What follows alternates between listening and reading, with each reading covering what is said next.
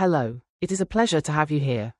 Before we begin, please subscribe to the channel and give this video a like. My name is Elena Vargas. For years I believed my life was like one of those quiet novels.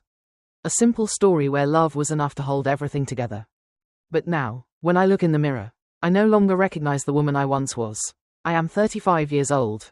10 years ago I married Ryan, a man who swore to love me until his last breath. He spoke with a firm voice and eyes burning with passion in front of God and our families.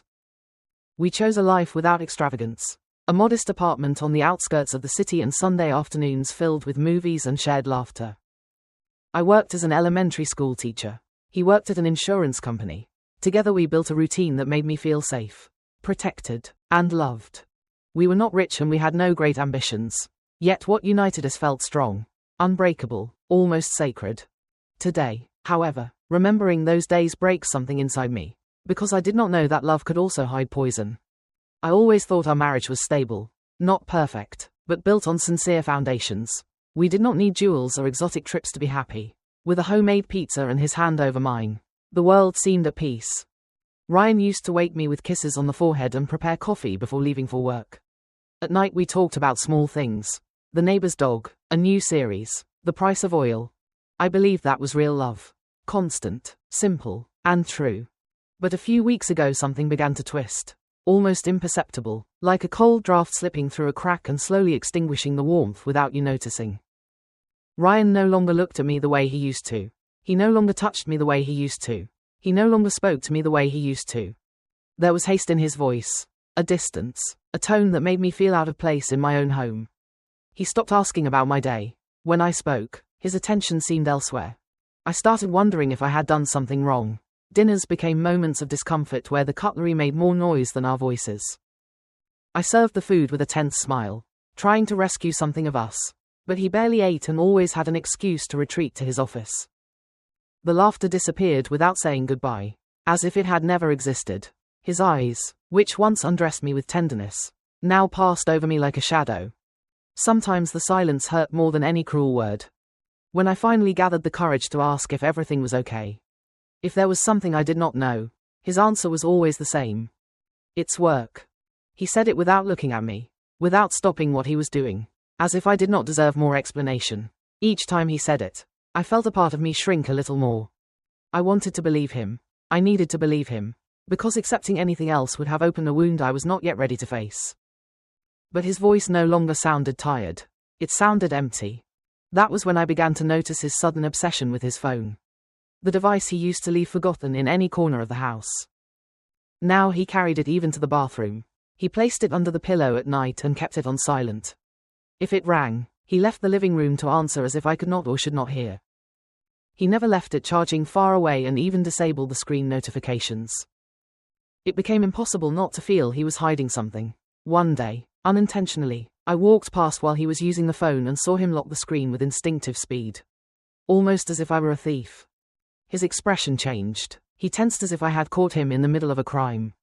I pretended not to notice anything, but my heart began to beat hard.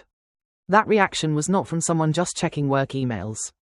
I started watching him with different eyes and love became tinged with distrust. At night I pretended to sleep just to see what he did. I saw him several times typing in the darkness, his face illuminated by the faint light of the phone. His fingers moved fast and his expression was concentrated, even nervous. Those were not work emails or group chats. He wrote like someone holding something forbidden. When he heard me move, he turned off the phone immediately. I closed my eyes, but my soul was splitting in two. I began to live in a constant state of alert, my chest tight and my stomach churning every time I heard him arrive. Something inside me screamed that this was not normal, that it was not just a phase. But how do you accuse someone without proof? How do you confront what you cannot touch? I watched him like one watches a dangerous stranger, with caution, with fear, with a bitter mixture of rage and love. The suspicion became part of me like a shadow that would not let go. And then, one ordinary morning, something happened that changed everything. I was in the kitchen preparing coffee when I heard a sharp thud in the living room. I looked out and saw Ryan crouched down, cursing under his breath, with his phone broken in his hands. He had dropped it. When he picked it up, the screen was completely shattered. He looked at me with annoyance, as if I were to blame that his secrets had hit the floor. The phone would not turn on or respond to any button. Desperate, Ryan started hitting it against his palm as if that would fix it. He stood up furious, muttering that he would take it to be repaired as soon as possible. I offered to help, but he shot me an icy glare. He grabbed his jacket and left the house without saying goodbye, leaving behind a heavier silence than ever. I did not know what was inside that phone, but for the first time I wanted to know everything. When he returned that night, his face was hardened, eyebrows furrowed, and a silence that weighed like lead. He answered in monosyllables and did not even touch the dinner I had prepared. He cursed under his breath several times, as if the entire universe were conspiring against him. I just watched him, trying to decipher if his anger was about the phone or something much deeper. In his eyes there was no tiredness. There was frustration, contained rage, and something I did not want to name, fear. The next day, while adjusting his tie in front of the mirror, he told me without looking at me that he would take the phone to the repair shop after work. I nodded, pretending it did not matter, though inside I was already forming questions I could not stop. It seemed strange to me that he had not done it earlier. Since it was so important to him, he put it in a small bag and guarded it as if carrying a fragile treasure. I no longer had doubts. Something in that phone could change everything. 2 days later, while I was preparing lessons for my students, he called me with a calm, almost indifferent tone. "Darling, I won't be able to go to the shop. Could you pick up the phone for me?" he said, as if asking me to buy bread. I froze because he had never let me touch that device even by accident. I hesitated a few seconds but managed to say yes with a trembling voice. When he hung up, I felt my heart pounding inside my chest like a war drum. Before I left for work, he handed me a crumpled paper with the shop's details and said, "Don't worry, just tell them you are Ryan Vargas's wife." He said it naturally, as if nothing mattered, as if he hid nothing. He smiled forcedly without looking me in the eyes and gave me a kiss on the cheek that felt colder than goodbye. For the first time I felt he was putting on a mask in front of me. And inside I no longer trusted anything. The entire way to the shop I could not stop thinking how strange it was that he asked me to do this. The man who always protected his phone as if it were part of his body. I wondered if he really trusted me or if he simply had no other choice. Something did not fit, something was out of place, like a wrong note in the middle of a song. Still, I kept driving, driven by a mixture of anxiety and an intuition screaming at me not to turn back. It was now or never. Every red traffic light seemed like a sign from destiny, a warning I did not know how to interpret. I looked out the window and everything felt foreign, as if I were in an unknown city living a life that was no longer mine. I gripped the steering wheel tightly as if letting go would make me fall. That journey, which barely lasted 15 minutes, felt eternal. When I finally parked in front of the shop, I had to sit for a moment breathing deeply before entering. A young man with a pale face and dark circles came out from the back as soon as he heard the doorbell. He looked at me with suspicion at first, as if he was not expecting anyone. "How can I help you?" he asked without much energy. I gave him Ryan's name. When he heard it, his whole demeanor changed. His back tensed and his eyes became serious. I knew in that instant that something was wrong, and he knew it too. The technician looked at me for several seconds before speaking again, as if debating whether he should say more. "Are you Ryan Vargas's wife?" he asked finally, his voice so low I could barely hear it. I nodded, still not understanding what was happening, a knot forming in my throat. The young man swallowed hard and glanced toward the back of the shop as if seeking invisible confirmation. Then he looked at me with a completely different expression, fear. In that moment I felt a chill run down my spine as if something invisible had wrapped around me. My whole body reacted before my mind.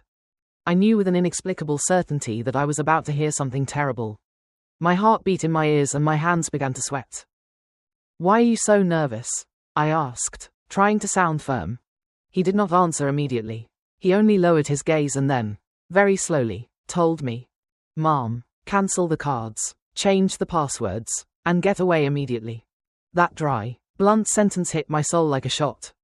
I stood paralyzed, not understanding, not knowing if this was a cruel joke or the beginning of a nightmare. "What have you seen?" I asked, feeling the ground begin to sway beneath my feet. He did not answer right away. He walked to the counter, took out the repaired phone, and showed it to me, and what I saw there broke me inside. I remained motionless, not fully comprehending what I had just heard. "Why did I do that?" I managed to ask, my voice trembling more than my hands. The technician did not look at me directly, as if afraid the truth would hurt me. Around me the shop seemed to fade into a distant buzz. I felt something very dark opening before me, something that would change my life forever. The young man took a deep breath, ran a hand over his neck, and carefully turned on the phone screen as if holding a bomb about to explode. "Look for yourself," he murmured. On the screen appeared recent messages, private conversations full of names, dates, and promises. He added nothing. He simply let me see. In that instant the air grew heavy and my world began to crack. There were messages with a woman named Sophia, words loaded with passion and shared plans that were unbearable to read. She told him she loved him, that she could not stand it anymore, that she wanted him only for herself. My eyes raced through the phrases, unable to stop, while my heart pounded violently against my chest. Everything I thought I knew was crumbling in front of a screen. Ryan had another life and another love. Among the messages, one stood out above all: "I can't wait any longer. When will you do it?" I felt a knot in my stomach so strong it left me breathless. I did not understand what they were referring to, but the question froze my blood. The technician watched me with pity, as if he knew what would come next.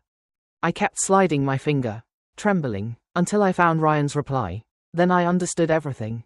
"Soon. I already bought the drops. I'll say it was a heart attack." That line burned into my mind like a searing scar.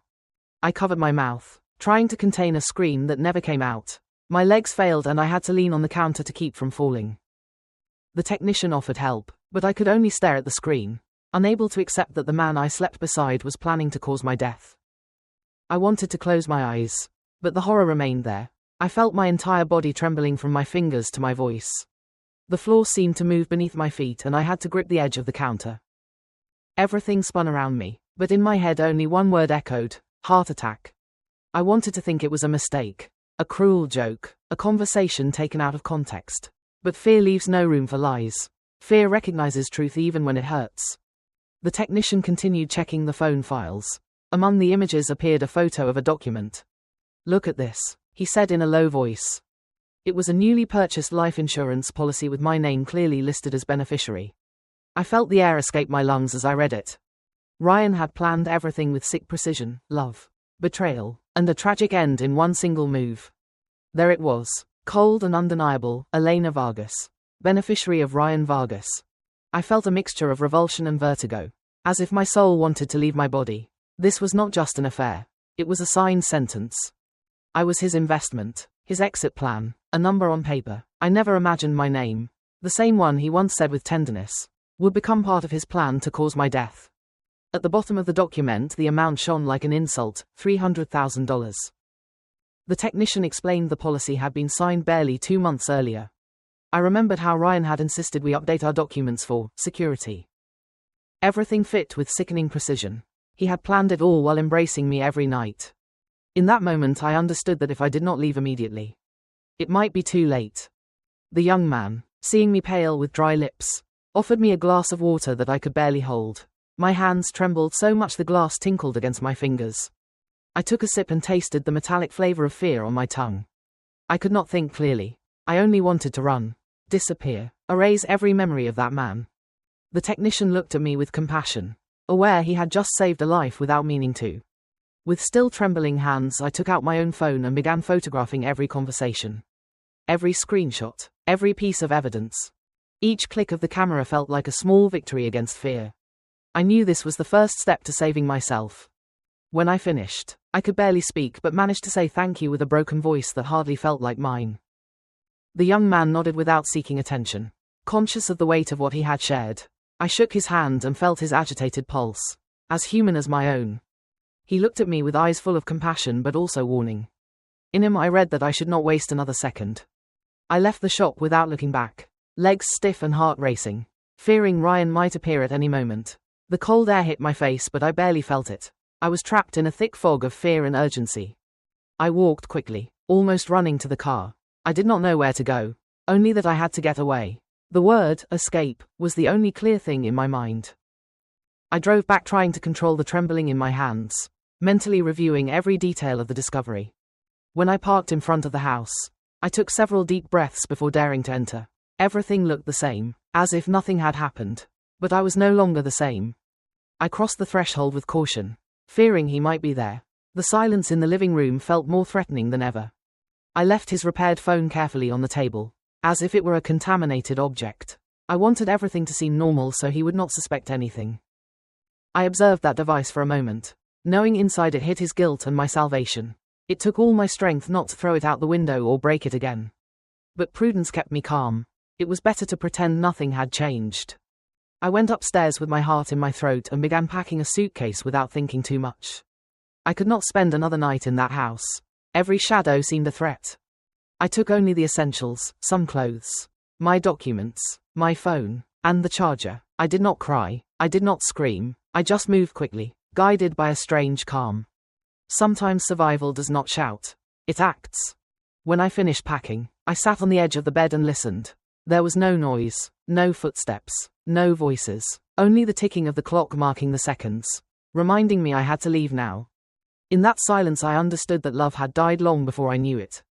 I felt no sorrow, only relief. It was time to save myself. I dialed my mother's number with icy fingers. When she answered, I could not hold back a sob. "Mom, I need to come home. Please don't ask," I said, trying to sound calm. She sensed the fear in my voice and did not insist. She told me the door was open. As always. I hung up and stayed a moment with the phone in my hand, breathing slowly, preparing for the last step. That night I slept in my old room, the same one where I once dreamed of a future that now seemed naive. My mother said nothing. She simply hugged me with a tenderness that broke me inside. For the first time in a long while I felt peace. A fragile but real peace.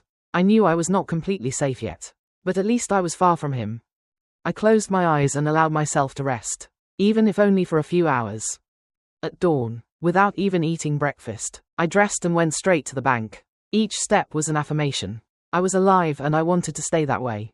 I handed over my documents with firmness and asked to speak with a manager. I was not going to let Ryan keep access to my money or my life. This was the beginning of my defense, the first real act of freedom. At the bank I explained that I needed to block the cards and close all joint accounts immediately. The employee looked surprised, but my face left no room for doubt. Every signature I placed on the forms was another cut with my past.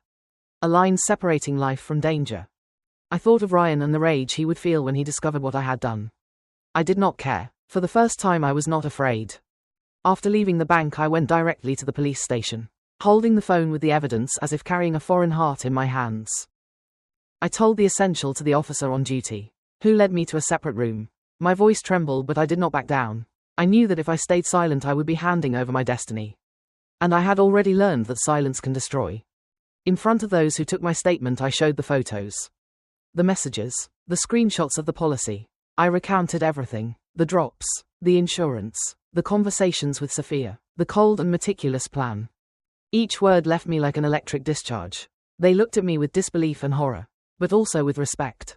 When I finished, I felt the weight on my chest finally begin to ease. The agents looked at each other, not knowing quite what to say at first. One of them took the phone carefully, reviewed the evidence, and frowned. "This is serious, very serious," he murmured. In a few minutes they were printing copies, sealing documents, starting an urgent protocol.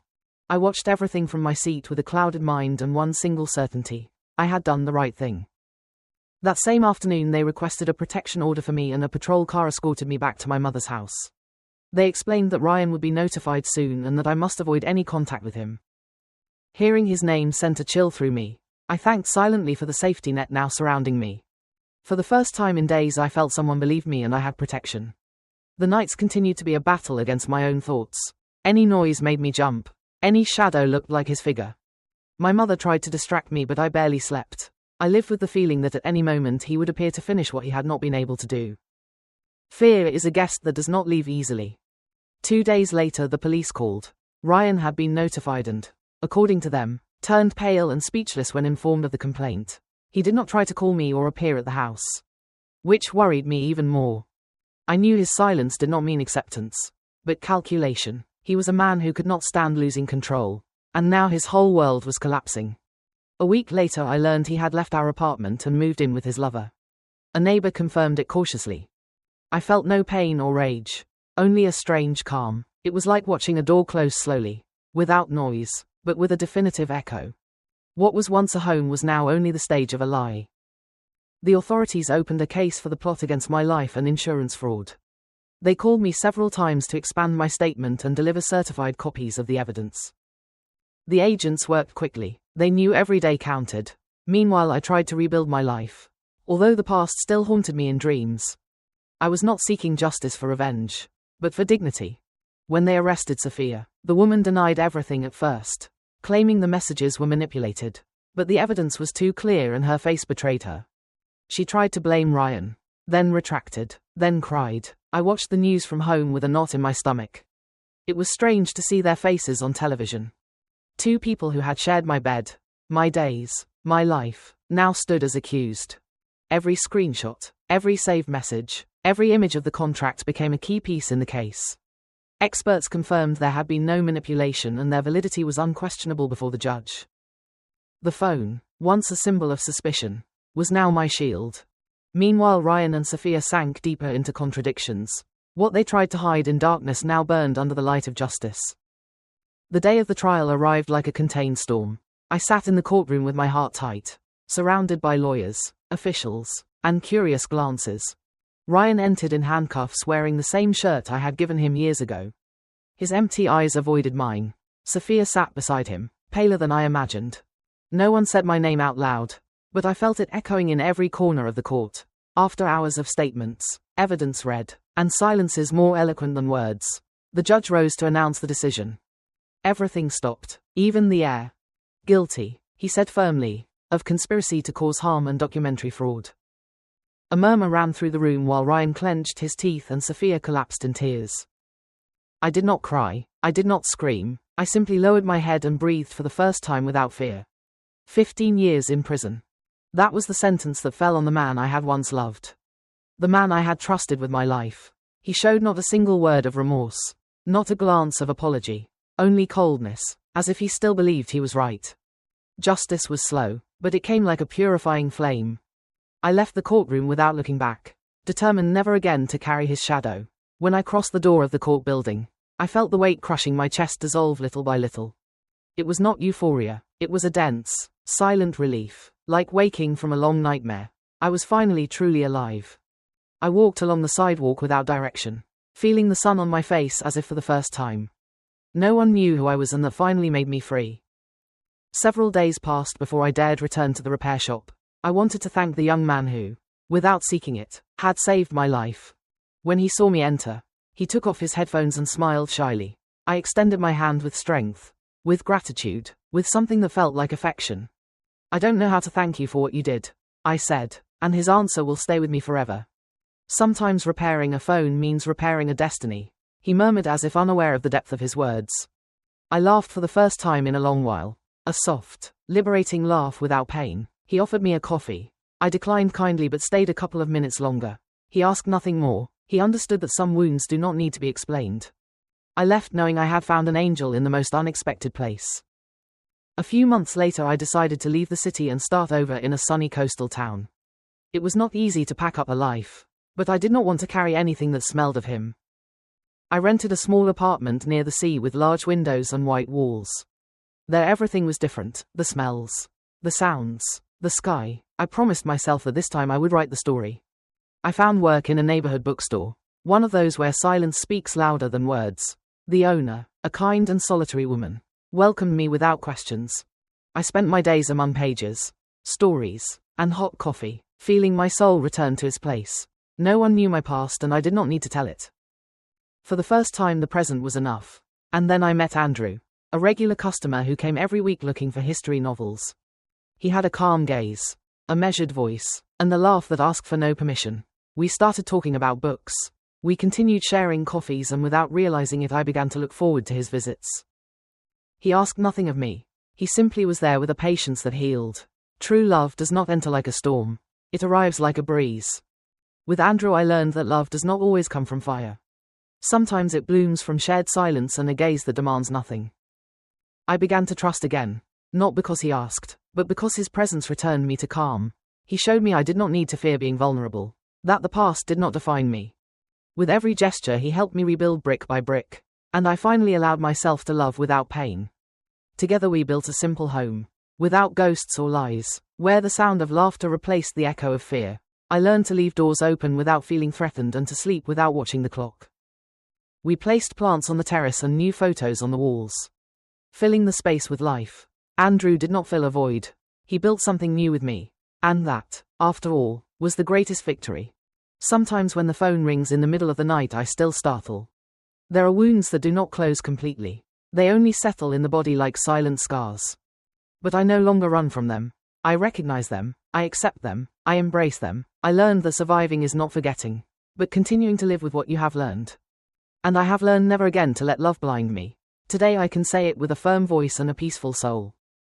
That day I did not just discover the truth. I saved my life. It was not luck. It was instinct. It was courage. It was self-love. The ordeal I lived taught me to recognize the light when it arrives. And although I do not forget what happened, now I walk without fear, with open eyes and a whole heart. Why did I survive? And that, for me, changes everything. Sometimes I catch myself smiling for no reason while placing books on the shelf or cleaning the shop windows. It is no longer a forced smile or a defense against suspicion. It is a simple, natural smile, the kind that blooms when the soul is at peace. No one provokes it, it is born on its own, and for me that is proof that I have healed more than I believed. I have learned to walk alone through the streets without looking back, without fearing that a familiar shadow will appear behind a parked car. Freedom has a strange taste at first, as if you do not quite deserve it, but then you get used to it, you make it yours, and you understand that living without fear is not a privilege, it is a right. One that cost me dearly, but that I now defend with nails and soul. Sometimes I think of the women who still do not know what is happening around them. Those who still believe they love someone who is destroying them in silence. I would like to hug them and tell them it is possible to get out. That intuition does not lie. That fear is not an exaggeration. Because I was there, and if I am alive today it is because I decided to listen to that tremor that became my salvation. I hold no hatred for Ryan. That would be like allowing him to stay inside me once more. What he did no longer has power over me. I do not forget, but I do not let it consume me either. I took back control the day I decided to speak. The day I stopped asking why me and began to say, and now what am I going to do with my life? And since then every day has been an answer. I learned love the hard way. It cannot hurt, it cannot hide, manipulate, or control. Love does not have secrets that threaten or silences that destroy. Love does not make you fear for your life when the house grows dark. Andrew taught me that without words, with his slow gestures and the way he listens without interrupting. And thanks to him I also learned to listen to myself. Sometimes on quiet afternoons I write small notes in a blue notebook. I do not seek to tell what happened, but to remember who I am now. I write about my new routine, about the flowers we planted on the balcony, about conversations with customers. I give myself those words like watering a plant, because although the past marked me, I am the one who decides how I bloom. I keep the scar, yes, but I do not hide it. It is part of my story, like the accent of a voice that has learned to speak more firmly. When someone asks about my previous life I do not go into details. But I do not lie either. I am not ashamed of having loved or having trusted. I would be ashamed of having stayed, but I did not, and that saved me. There are nights I wake up startled, with blurry images and a racing heart, but they no longer paralyze me. I get up, drink a glass of water, and lie back down beside someone who breathes in peace. He does not need to hug me to calm me. My calm is inside me because I learned that fear does not disappear. It is tamed, and now I am the one who holds the reins. I have forgiven the woman I was. The one who doubted herself, who wanted to believe, who clung to an empty promise. I do not judge her. She did what she could with what she knew at the time. I embrace her from here, from this present where I am stronger, freer, more mine. Without her wounded courage, I would not be here. And now, when I close the bookstore at night and walk out hand in hand with Andrew, I know that not every happy ending needs fireworks. Sometimes it is enough to walk in silence beside someone who does not lie to you.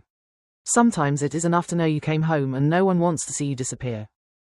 Sometimes it is enough to breathe and know you are alive. Thank you for listening to today's story. Don't forget to like, share, and subscribe to support the channel. See you in the next story.